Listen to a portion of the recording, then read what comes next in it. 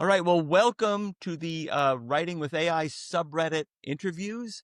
Our next interview is with the founding director of the Yale uh, Digital Ethics Center, Luciano Floridi, who is a very respected and accomplished academician and philosopher who is actively writing with AI and is a very strong and enthusiastic proponent not only of writing for AI, writing with AI, but as we'll get into kind of later in this interview, he has some uh, incredible theories about the role of writers, where we're going, but also the role of AI as it teaches us about the stories we're telling each other. So, Luciano, welcome to the Writing with AI subreddit. Well, thank you for this wonderful invitation. Yeah, it's just so. Again, you are a philosopher, a very respected academician, and I guess the question is, what attracted you to this area? It's an area that I think our members often feel is kind of out on the frontier. They feel almost like outsiders, right?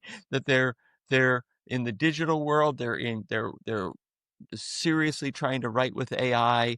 What caused you to come into this world, and what continues to kind of motivate you? Thank you. I think that we could stay here for half an hour just answering this single question. So I'll try to be short. Been working with digital technology one way or another since Gopher and Alta Vista when it comes to internet and AI, since it was a symbolic AI.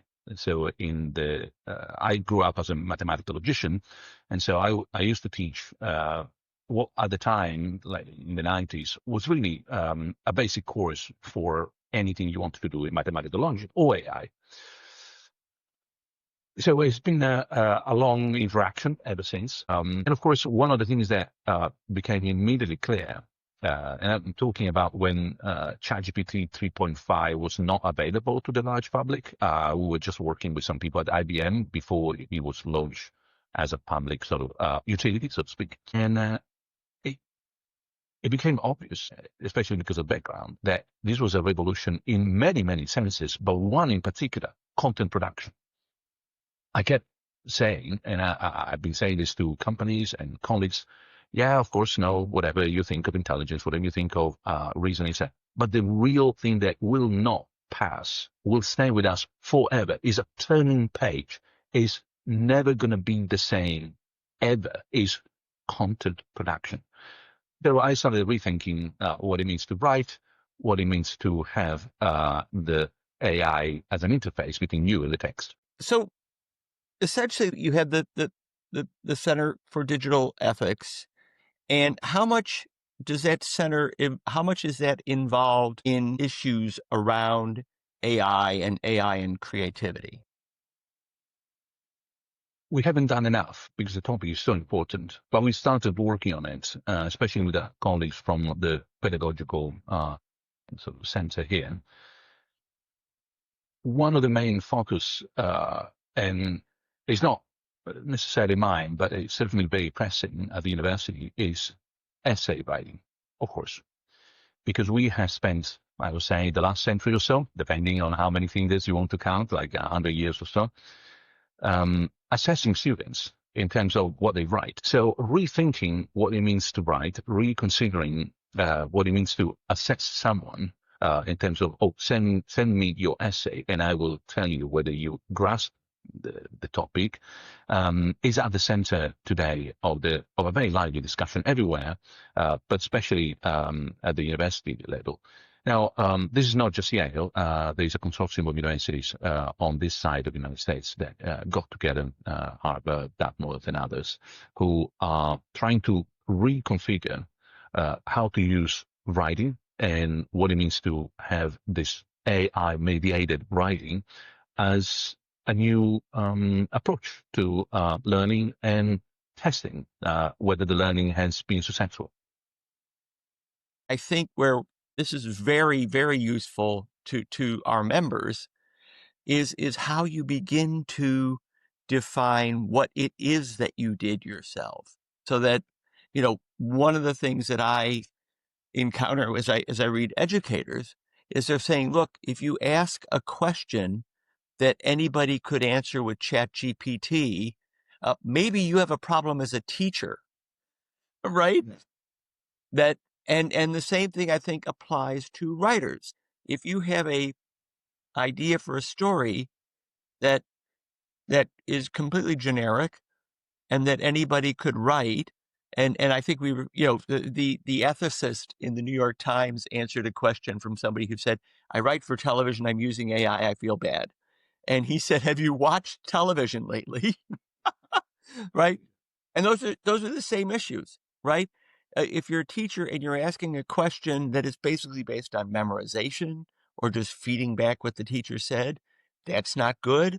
If you're writing something that's completely generic, that's also not good. And I think we're redefining, the benefit. And so this is the question: is the benefit truly that AI can help you then think at a higher level and accomplish something that you might not have done without AI? I think so. I think that there are several points here, all, in my view, positive. One is what you just, we come from a place or not a mentality, a culture where we try to make everything look the same. I'm talking about the student essay, but it could be like a script for, I imagine you are the expert, right? But no, for a TV show, or the draft of a new novel. Look the same. Try to converge to that ideal point of perfection. Now, if that is the tendency, of course, what you get is the pasteurized, average, decent, okay essay where I do not recognize the author. That's what I kept saying to my students, and we're talking really not 30 years ago when I was teaching at Oxford. They deliver to you every week an essay. And I kept telling to, in very pre-ChatGPT times, like, I do not understand whether this essay has been written, which is a good essay, gets top marks, or whether it has been written by you or Mary or John or Peter. Make a mistake, a funny joke, a reference to something that I haven't seen before, go out of the syllabus, but it has to be you, then you will be excellent. Otherwise, you will be just very good. Now, if we push in that direction, on the other side, that's what you get. You get the ChatGPT perfectly, formulated, decently structured, grammatically correct, meaningful, piece of text, which is pretty much trivial. I compare that to your frozen pizza, which these days is perfectly fine. It's totally edible. And then I'm talking as an Italian. So at the same time, you want to have the gourmet moment. That is not the way. So you ask for average, you get average. You ask for gourmet, for tailored, for something that is special. Well, then you run risks. It might be really rubbish, or it might be exceptional. So it polarizes. Now, at that point, which is basically what you were saying before, AI has finally given people, like, I guess, everybody in this conversation, the ability to say, this could have been written by ChatGPT.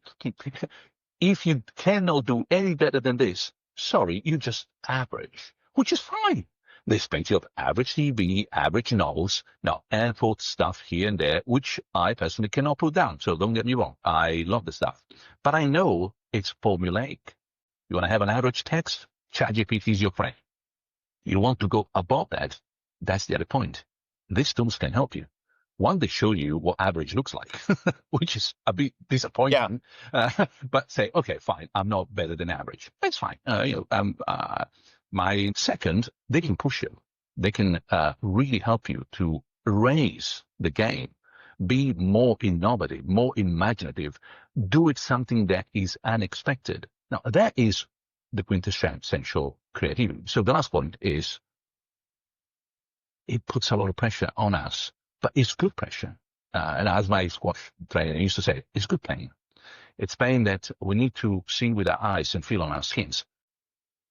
from my perspective, the work that you did on creative writing is really, really important. So why, being in academia and focusing on research most of the time, did you decide using AI capabilities in the creative writing field? And the reason why I'm asking is there are a lot of people in the community which are not writers, meaning they are maybe tech people or marketing people that suddenly saw the tool and decided to not focus using the tool on their own fields, but on creative writing. So why did you do it? Well, first of all, philosophers always curious, always try to cross boundaries if they do their job properly. The if is there.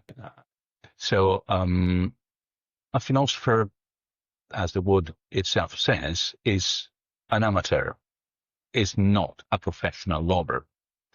We have a nasty word for a professional lover. It normally is being paid.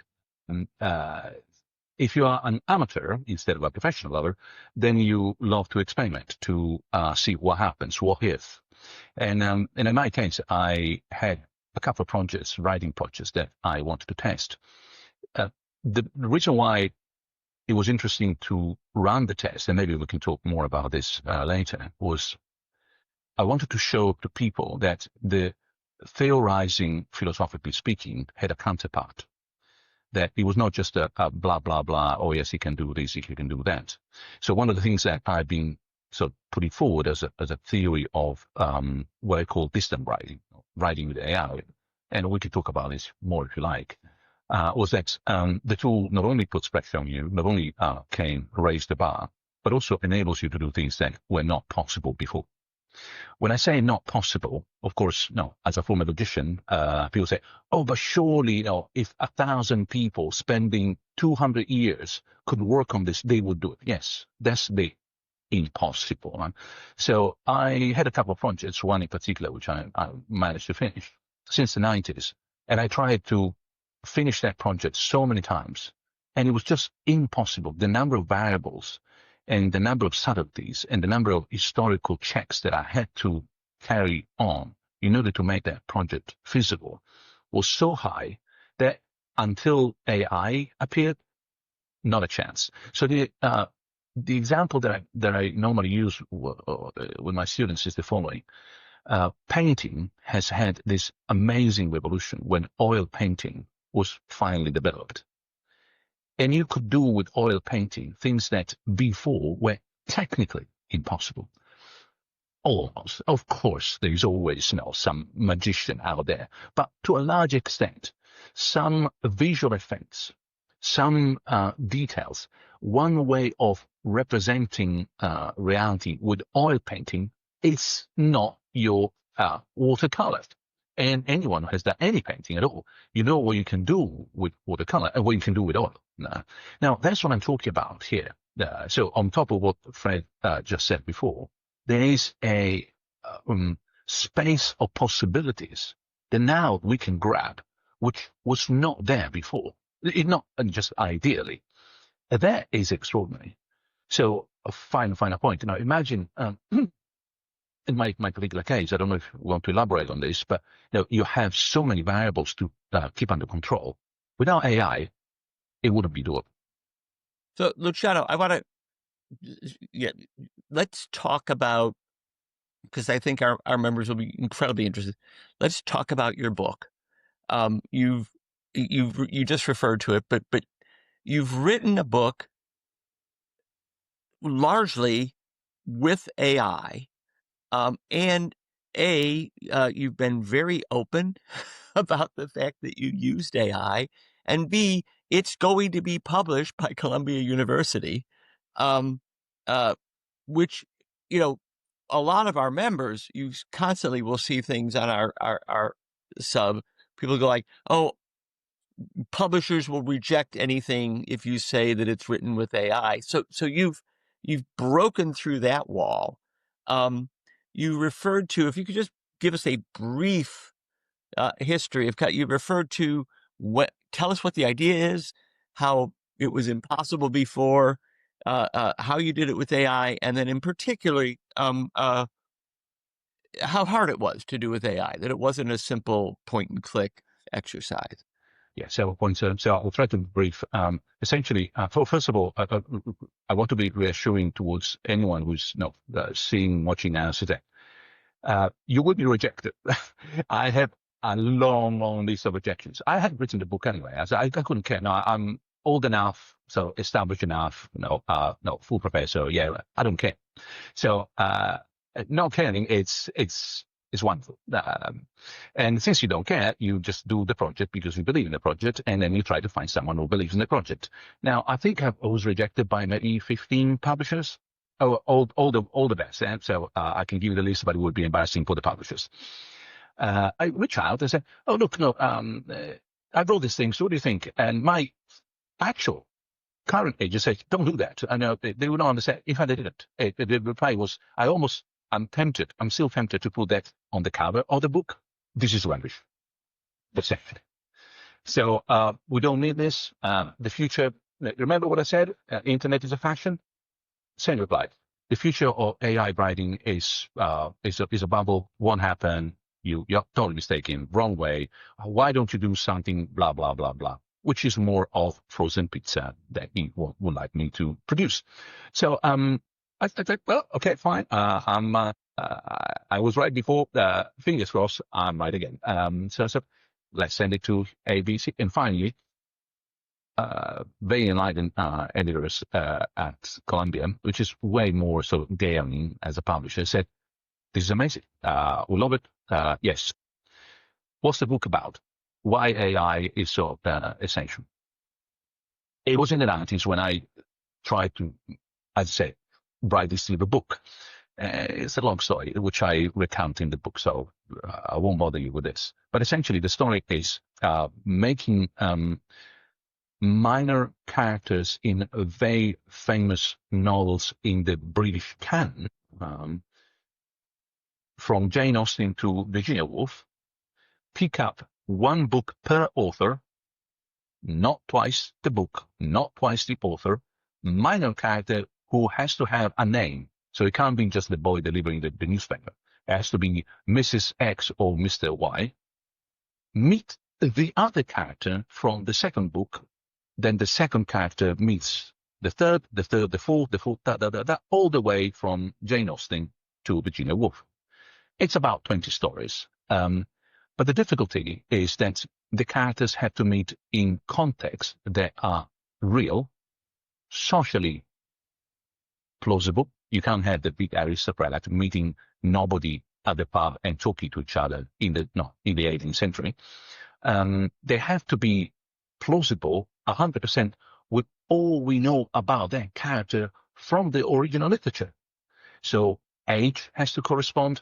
The place where they meet has to be reachable from where they're living, etc. At some point, I had one of the characters meeting another aristocrat in New York. Like, this is amazing. How did she end up in New York, my dear ChatGPT? Obviously, that's not possible, etc. So many variables that, and because it's all a chain, when you change one variable, the whole domino effect. So I tried everything, and now we come to the last bit of your question. So how did I use AI? I wanted to have some constraints. This is typical of some French sort of movements, quite contemporary, for another day. But where you put constraints on how you can use language, essentially. It had to be, every story had to be between 1,500 and 2,000 words. So it had to be quite short. They couldn't just meet every time in a pub, because that was the temptation with the LLM. I use all of them. Basically, at the end of the day, I use Gemini, Claude, and the ChatGPT series. They had to be in only from the British canon. There had to be a mix of female and male characters.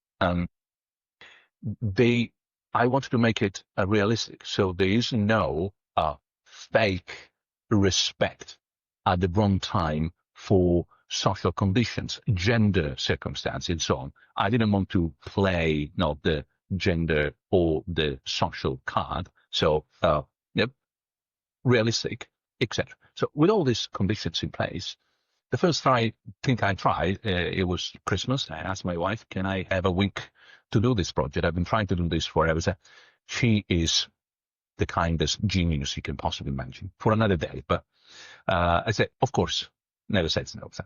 So I spent a whole week trying to make one of these LLMs write the whole story. Impossible. Did you just really quickly, did you pick the characters or did the AI pick the characters? I asked the LLM to pick up the books, which then I choose. He gave me a list and I say, okay, those are the ones. And I asked them to pick up the characters. Of course, as everybody listening knows, some of them were totally invented. So I have to double check, does this guy ever existed? No, but it looks like a bit of a mixing between this and this and that. You know, there was a character from Dickens.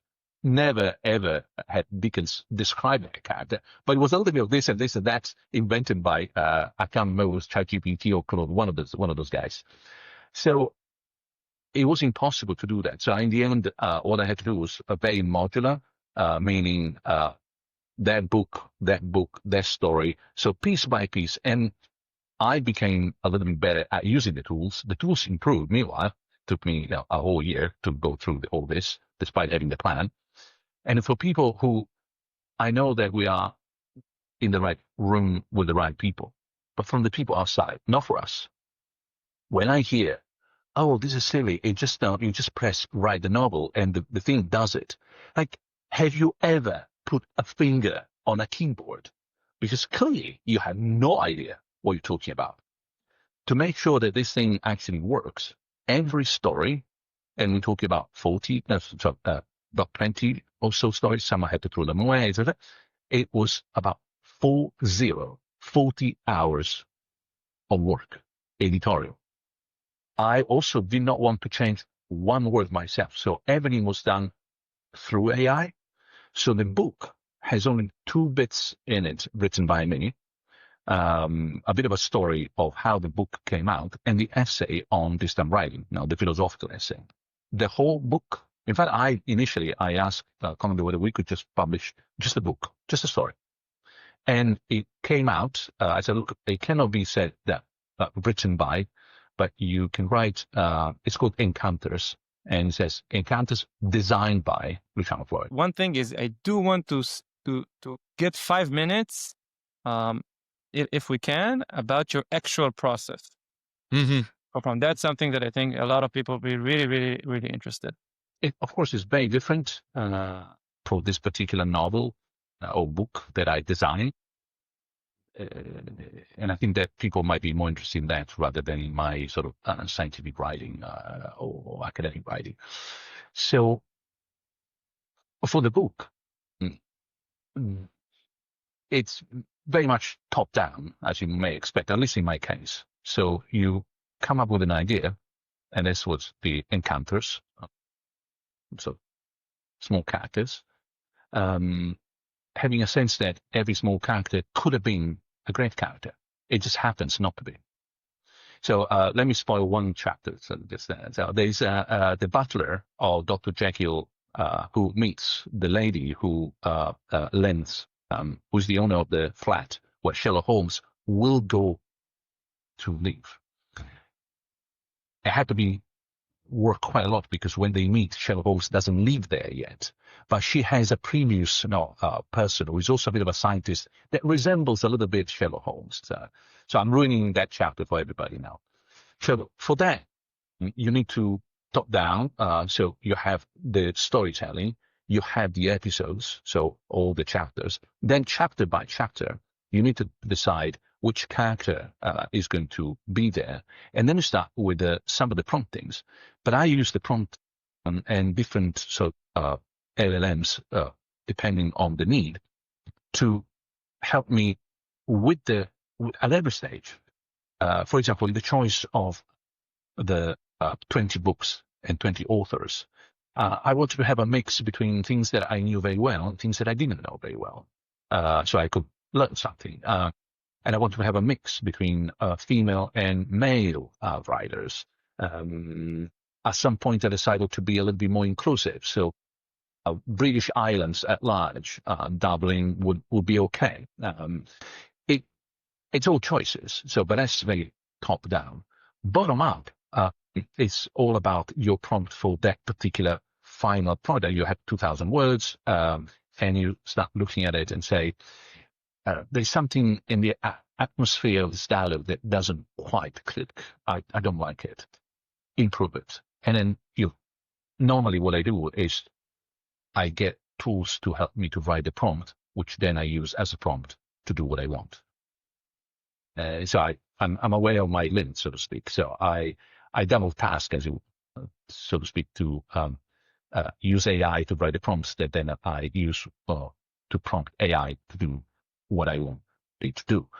In my case, it was a little bit harder because, and I make it on purpose, because I did not want to change one word.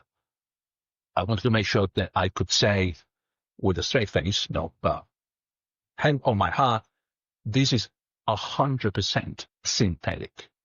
Every word, every comma, every question mark has been written by AI. So, of course, I was the poor guy who was doing the maneuvering of the text, from here to there, but nothing. I didn't want to change one adjective or one sentence. So at some point, the fine-grained work was, I don't like this line in this particular dialogue in that chapter. Improve it by making, for example, the guy a little bit funnier, but not too funny. A different example, I asked also the LLMs to make sure that every chapter was written in the first character author style, but I also wanted to have every chapter have a bit of a philosophical meaning because it's written by a philosopher. So it has to have a bit of a sort of, if you like, lesson, philosophically speaking. But I also wanted to have that not on your face. They couldn't just, all of a sudden, this small character who is nobody in the middle of nowhere, go and quote Aristotle, okay? It would be, which they did, of course, because that's the bad prompt. Make the character be more philosophical, blah, blah, blah, quoting from here to there. It's the butler of Dr. Jekyll. It cannot quote Kant every 2 lines, can it? So, no, redo it, more subtle. It has to be an undertone. It has to be perceived by the reader without saying it, etc. Still working on that particular thing. They meet in a church. How do they meet in a church? I mean, we're talking of social circumstances where people don't approach. This is England. Not even these days, you would approach someone in a church and say, "Hi, how are you?" It would be improper. Now, at that time, the butler meeting a lady and going towards her, so I had to find a way of making sure that she was approachable. So I asked the LLM to make sure that she was in such distressed circumstances that it would be worried. And so she's crying in the church. That's why he takes the liberty, but he does that in a very, very polite, indirect way. And I'm very sorry if I took the liberty of approaching you, this perspective, etc., etc. So that's what I call control. You need to understand the character, the circumstances, the story, the milieu, the social circumstances, the economic constraints, the place where they are, what would be appropriate inappropriate in that place. Would he be wearing a hat in a church? Probably not. All those things that, if you don't know, it's a mess and it's rubbish. So at that point, the tool really is under your command. It does what you want and only what you want. I'm not running. I'm on top of a horse. Do I know how horse riding works? Because if I don't know, that's very dangerous. And if anyone has done any horse riding and you don't know what you're doing, the horse takes command. It takes you where it wants or where they want. So are you really holding the reins and say, stop, move right, not now, do this, do that, gallop, do not. That is what I'm talking about in terms of control. Down to the fine detail. There was a character, for example, in another story. I won't spoil it otherwise, but essentially it's a very minor character in this particular author, and he appears very briefly, and he's very funny. I mean, it's a bit not light and always very joyful, and he has only a couple of sentences in this book. Now, because of that, the LLM was repeating those sentences all the time. I said, no, that's not good. It cannot is boasting about his new status as an aristocracy, etc. I said, you need to do something better because invent, be more imaginative. And so slowly it gets a little bit better. And it boasts a couple of times in the story about his new acquired status, but it's not only about that because it would be getting boring. In 2000 word, every 3 lines it says, "Oh, I just been made. Oh, I just been made." I was like, what's wrong with you? A broken record? No, good old analogical LP. So that's just small examples of from the top to the down and from the minutiae of every single sentence. That's why it takes 40 hours for 2,000 words. Every chapter. It's a lot of work. But if you want to have a good piece of bread, it's a lot of baking. A lot of us who write, and particularly people who write for a living, are beginning to understand that the role of the writer is going to change, given everything you've already just talked about. The role of the writer, what you get paid to do, is going to change enormously. And you used the word design, and I'd love for you to talk a little bit about how writers will still be writers, but their work will be much more, or very much, the work of a designer. And what do you mean by that? No, thank you. I don't want to exaggerate, but I think this is historical. I said recently that I think future generations will look back and wonder how we were actually, in general, writing so much text. But I don't wonder, in the same way as we wonder, oh, no, there was a time when every house was baking their own bread. Amazing. How that actually happened. Of course, these days, you buy it and you can still bake your own bread. Don't get me wrong, but it's an exception and it's special and it's only that. So I'm not saying we will not be writing, but it will be for the right occasion. Sending a card written by hand to someone who has lost someone. Well, then, no, you want to have that in writing. What is really changing here, it seems to me, is this design approach to text. Now, we've been there before with other art and other manufacturing sort of interactions with the world. We've been there with architecture. We've been there with photography, for example. It seems extraordinary that the same people who take the mobile phone, take a picture and tell you, this is my picture. No, I took it. I said, no, the camera did it. You just point and click. I said, no, but look, it was their light, the angle, the episode. I decided to take the picture of that particular corner rather than the other, those people, and also did a little bit of the filters. I said, I know, but me, so conservative person. Oh, it's just a camera. You didn't do anything. Well, that is, if you like, the same analogy these days with someone writing with AI. So, I would have the same attitude. You just use AI. You didn't do anything. So, no, not true.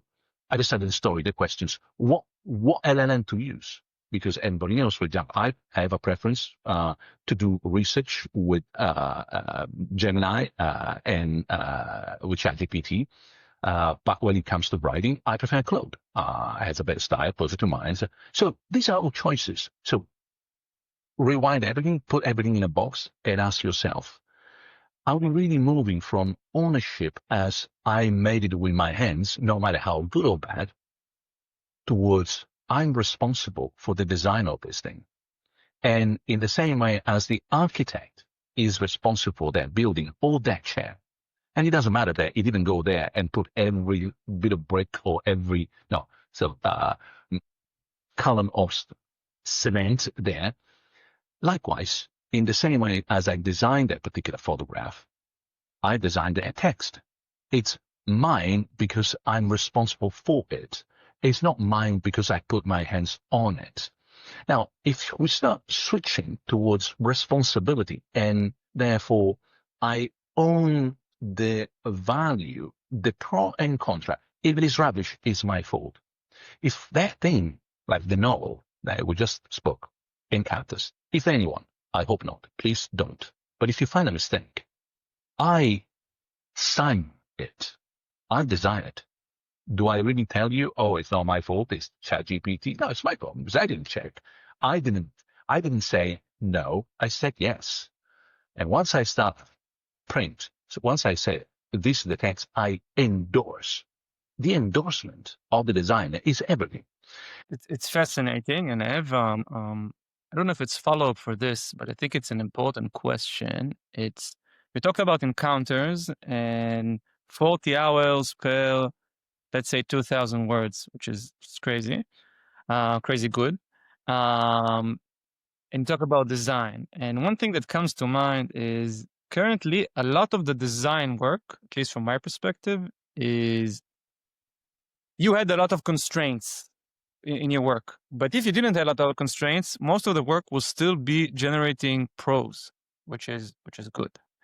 And I imagine that, maybe I'm wrong, but 2, 3, 4, 5 years, you'll have models that generate prose really well for a number of reasons. Maybe they'll be fine-tuned for particular writers, etc. So most of the design work is not going to be on prose anymore, which I think has benefits and have some downsides. But in that sense, what is the designer's role in creating stories? If it's currently, it's still a lot of it is prose. But if you're going to spend 40 hours in 5 years and it's not going to be on the prose, on what is it going to be about? Yeah, I don't want to give the impression that it was on the prose. Not at all. Most of it was choice. Choice, for example, that I didn't like the place where the meeting. I didn't like the dialogue. I said, "I'll redo it. It's a bit boring."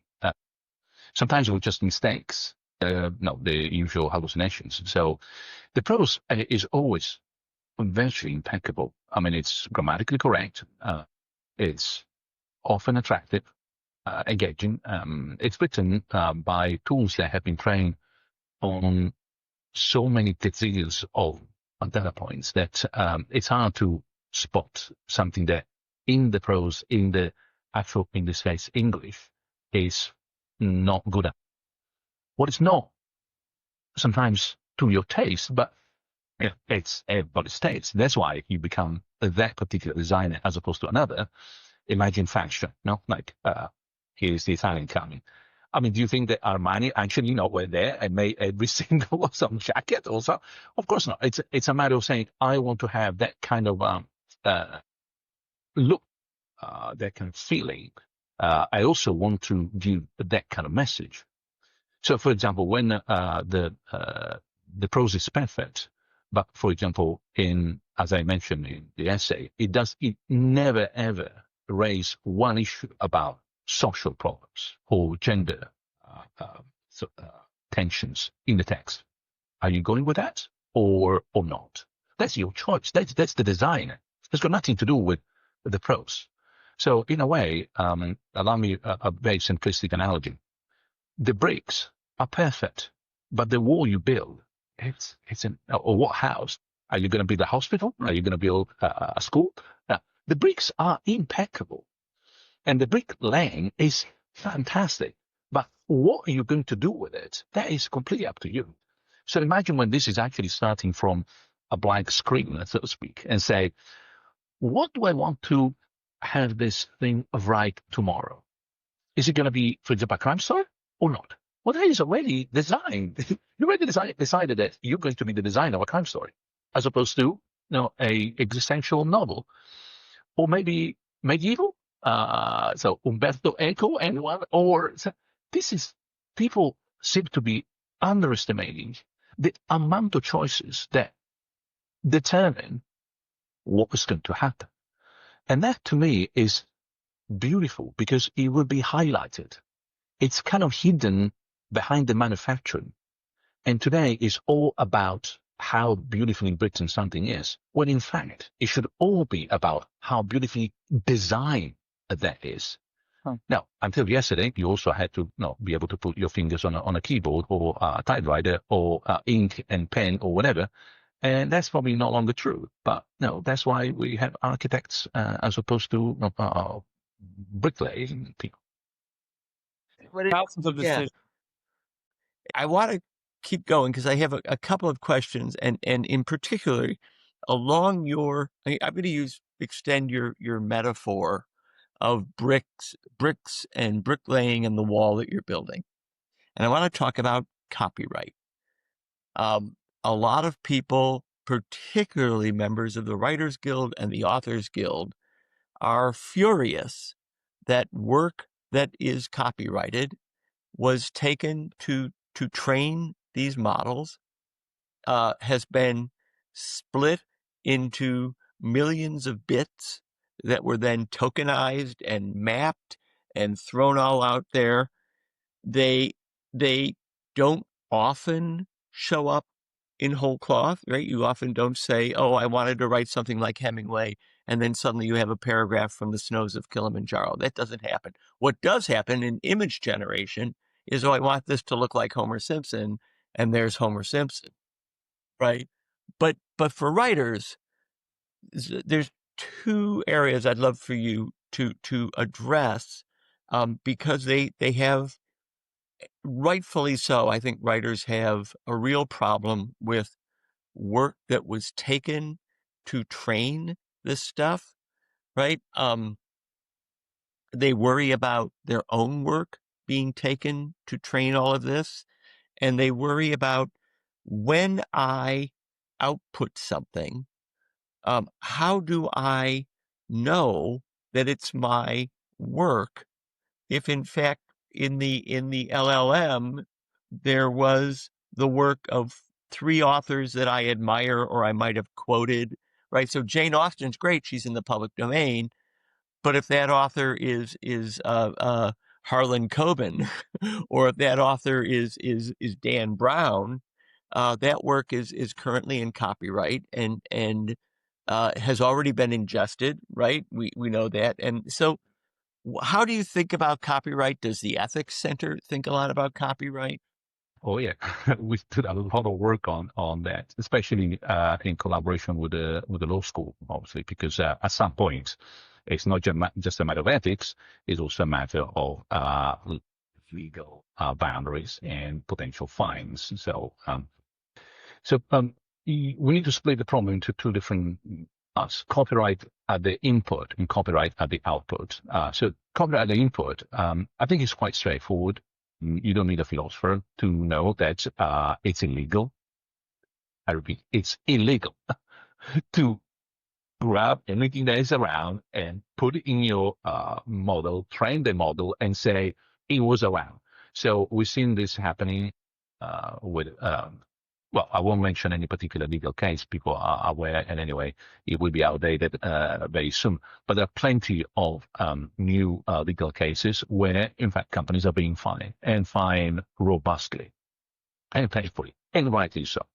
So copyright is copyright. That's what we have it. And unless we change the copyright, that's the law. So I would recommend companies and people to respect it, because if not ethically, which I would support, at least legally, it's not a good idea. It's a bit like speed limit on motorway. You may not respect it, but if they catch you, better not. And it's also there for a reason. It is safe. For example, in my case, I use everything up to Virginia Woolf 1925. I could not use Virginia Woolf 1926 because, of course, it was outside of the 100 years dead author. So just be careful. There's another story, which is, now what happens to, no, and that's the output. What happens to my stuff? What happens if people out there trying? So, for example, when I think some time ago, can't remember which newspaper, it might have been New York Times, it might not have been, it doesn't matter. Now, put out a search engine to check whether your publications have been used. I obviously check, and of course mine have been used because they are out there in some databases. In my case, I don't mind because who is going to copy a philosopher, etc. And as Oscar Wilde would say, imitation is one of the greatest ways of being flattered by whoever imitates you. The difficult bit is when you start designing, as we are having in this conversation, designing something with AI, and the output looks like or sounds like the output of someone else inadvertently. You didn't mean, and at the same time is your design. Well, that is a bit of a nightmare that we don't really, a minefield to be more precise, that we don't know how to navigate yet. Because the best thing would be to be careful if you intend well, if you mean well, and to use tools that help you to be careful. Now, the tools we have, they don't help us. As you said, they've been absorbing and chewing anything that was available. So I know that what I'm using has been trained on copywriting material, and I know that I'm at risk of inadvertently breaching that copyright if I put forward or output something that, like the images, is so obviously not someone else's work. So the other way of doing this is either to acknowledge openly, as I do in the book, for example, every chapter is written in the style of the author to whom the first minor character belongs. So the first chapter is written in Jane Austen style. The last chapter is written in Virginia Woolf style. You just acknowledge it to say, look, I did that on purpose. It's copyright free. Don't think that it's my own ability. I just made the AI do it. And he did it pretty well. It's quite remarkable. So the book could actually be read as an anthology of styles from Jane Austen to Virginia Woolf. Other times, you just have to make sure that you do that not inadvertently. Because if I write a novel these days and I write it in the, say, Dan Brown, since you mentioned it, style, I know exactly what I'm doing. So going to court and say, sorry, I didn't mean it, sounds really weak. So be careful, be legal, and be also open to potential risks. Because as we speak, that is the risk of being at the forefront of a revolution. Uncertainty. So that's we got we asked our members for questions. There were two specific questions about am I ethically obliged to say when I used AI or this particular passage was generated with AI. I think if I want to, if I understood you correctly, you were just saying yes, you should say that. And then I think the other side of it is, and it has to do, I think, with people understanding that what a writer does. Mm-hmm. If you're so yeah, I think it is tempting to say that you're going to write a book like the Da Vinci Code, and there's any number of scholarly academic mysteries that you could plumb, right? And you're obviously very familiar with all of them, right? And you could say this is in the style of Dan Brown. Before the age of AI, by the way, you would just run off and you'd buy all the Dan Brown books and all the people that were in, and you'd just read them, study them. I have a friend in college who literally took a novel that he loved so much, and he cut all the pages apart and put them on one side. He had the page here, and he wrote an alternate page here, as if he could copy the style. The duty of the writer is to reread this, and if you get to a passage and you go, this is just imitative, this is just then you have to fix it. You have to rewrite it. I think so. And so on your first question, the ethics, I think we're still at a stage where people feel that it would be the right thing to do to, as it were, disclose a contribution. I can tell you, for example, that in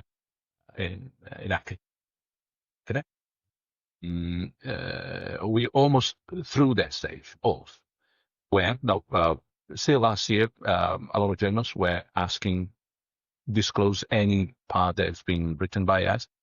See on that way almost disappearing because now it will be just saying disclose whether you have been using a word processor. Or tell me if you went to the gym by using a car. Yes, I did. So why did you go to the gym with a car? Well, because I want to exercise at the gym. Well, but that's not good exercise for you. You should have run. But so it's just becoming normal. What is not right is to pretend, for example, that the quality of a style of a text entirely written by AI is yours. This would be like the architect claiming that he put all those columns now in St. Peter's himself. Like, no, surely not. Yeah. So if you did, fantastic. If you didn't, that is not the point anyway. So I'm talking about the Bernini columns or columnette in front of St. Peter. Of course, it was the architect. These are immense columns, and there are so many. Obviously, it was helped by other people. So what I'm saying is just be transparent about what you claim. Claim the design, claim the choices, if those are the ones that really make a difference. But don't claim the quality of the style if it's not yours. At the same time, if you have a draft, and by the time you finish drafting and redrafting and changing, you change well, just forget about that. I mean, the AI just gave you a page full of words, Yeah. and that has changed so much that it's entirely yours. So I wouldn't be too worried about that either. The last point, I think, is going back to the show writer that I love as an analogy that you use. In many arts, we move forward and we acknowledge that as a matter of fact. The director of a movie, obviously, has not been acting in the movie. He didn't write the dialogues of the movie. It wasn't sometimes not even behind the camera. And yet we remember that movie and it's directed by. So I look forward to a time where a book would be remembered and says, designed by. Yeah. So I want to get to a few of the questions that our members asked, some of which we kind of covered, but I want to explicitly answer. First one. I imagine Luciano is on the receiving end of a lot of AI skeptic wrath. Has he yet arrived at a pithy, compelling rejoinder to the objections of the many people who reflexively lash out at the idea of AI in any form, and AI writing in particularly, ideally something, I think he wants you to supply something, that can speak to both the hidebound older writers and the firebrand neo-Luddite younger writer? I'm afraid the answer might be disappointing because my suggestion is ignore them. Just keep going. There's a point in life when you finally realize that you cannot put every banana straight. There's no point. They're born bent, and it's not your task. It's all time you can dedicate to something more constructive. So most of the times, I mean, unless I lose it, in which case I don't recommend it because I'm just lost it. But the reflective attitude is ignore them. Don't waste your time. These are resources and time and energy you can spend being constructive. Great. Next question. What's your advice to using AI to new writers in this generation? And this is a little bit lengthy, but it's really worth reading. I was a bit hesitant to use AI at first, but doing Google searching takes time, and AI is obviously much faster and 70 to 80% accurate. It's not bad.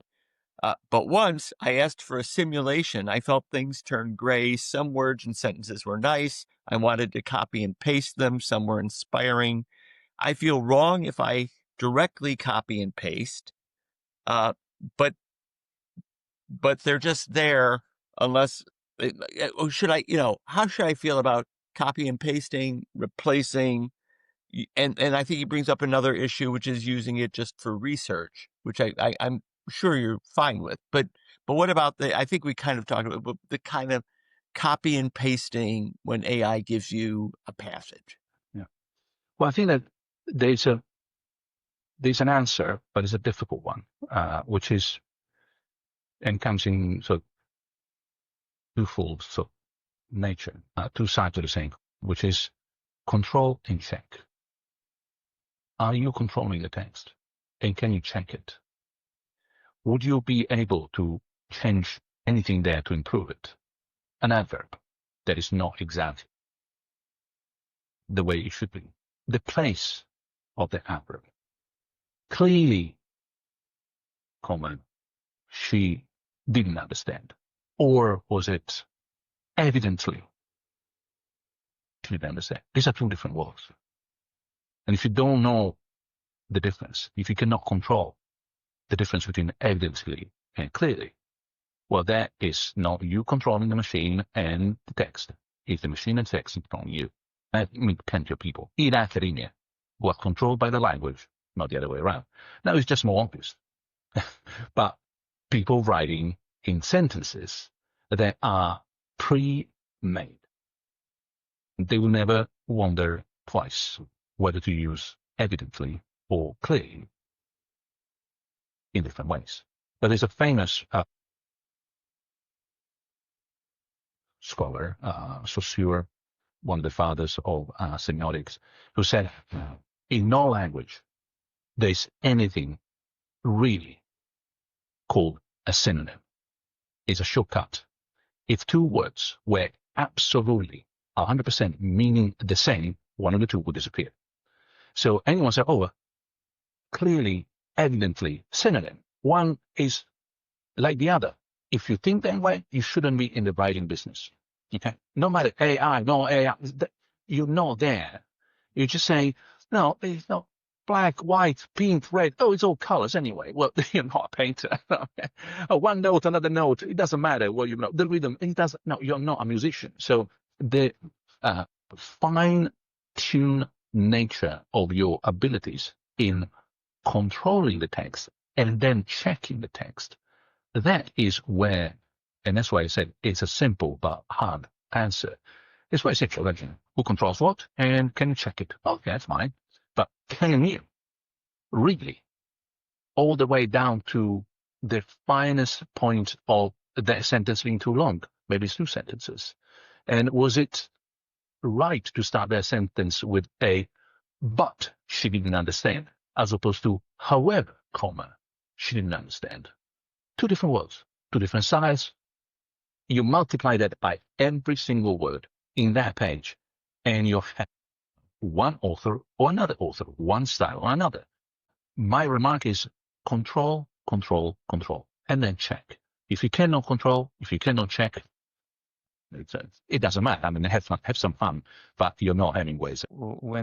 So Luciano, before we go, do you have any kind of any words of encouragement in particular to, our subreddit, which is filled with people who are seriously trying to write with AI and get better? What, any words of encouragement for them? I think I have a couple of comments, man. I don't know if they are encouraging or not. The first one is what understand not being understood. Well, that's not, I mean, you do something out of the canon, unusual, a bit new, not being understood. That is part of the game. In fact, part of the excitement. It's like, sometimes you're not understood because you're crazy. Sometimes you're not understood because you're a genius. The line is subtle, and people will decide whether you are on one side or the other. But not being understood, I understand. Being afraid, I don't quite get it. Being afraid of being open about using new tools, in a way, being afraid of driving a car as opposed to going by horse. I just don't. This is the way the world not only is going, but should be going. It's a good thing. So please, be more open and acknowledge what is yours and what it isn't. That is crucial. You said two fundamental words. No, control and check. There's the one that we started with, design. It's your design, your control, your check. It's yours. As in responsibility. You endorse it. Like signing a contract. You didn't write the contract, but you sign it. So it's now yours. So that, to me, please, don't be afraid. Be concerned and raise all the questions. Legally, in terms of author, yes. But culturally and socially, there's nothing to be afraid of. The second thing I think is more reassuring, which is demography will take care of it. I put it nicely. The old guard will die. The new one will take this as normal. As it has happened to me, as my wife normally reminds me, and people move from thinking that what you were doing was insane to thinking that is completely true. Which is no. So at some point, this conversation will no longer be fringe. It will be touch. We didn't move. We're still on the borderline. It's just that then borderline will be seen as cutting edge as opposed to fringe. So just wait for history to do a bit of its course. The new generation is coming up, and I meet the 18 years old here. Start striving to understand what the problem is. Luciano, thank you so much. We could have gone on, I think, for hours. We will, post this soon, and I'm sure that our members are going to get a lot out of this. Thank you so much. I hope so, and just keep going, man. Like this is good. It's Thank you, Luciano.